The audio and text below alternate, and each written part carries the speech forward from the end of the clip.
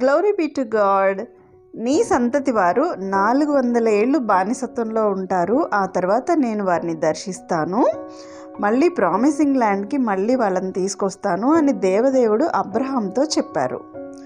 ఎప్పుడు అంటే అబ్రహాము ఓల్డేజ్కి వచ్చిన ఒక్క బిడ్డ కూడా పుట్టకుండానే, కానీ దాన్ని అబ్రహాము నమ్మాడు. అది చాలా గొప్ప విషయం. నిజంగానే 400 ఏళ్ల తర్వాత 400 years లేటర్ అబ్రహాం సంతతి వారైన ఇశ్రాయేలీల మొర్ర విని నేను దిగి వచ్చి ఉన్నాను అని దేవుడు మోషేకి మొదటిగా ప్రత్యక్షమైంది, అంటే మండుతున్న పొద దగ్గర ప్రత్యక్షమైనప్పుడు చెప్పాడు. యాక్చువల్లీ అప్పటికి అబ్రహాం చనిపోయి 400 years అయిపోయిందండి.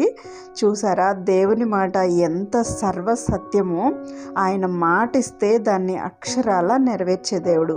సందేహించకండి, శక్తి వంచన లేకుండా మీ పని మీరు చేస్తూ పోండి. దేవుని పని దేవుడు చేస్తాడు. మీకు దేవుడిచ్చిన ప్రామిస్ని తప్పకుండా ఆయన నెరవేరుస్తాడు. Subscribe for more videos.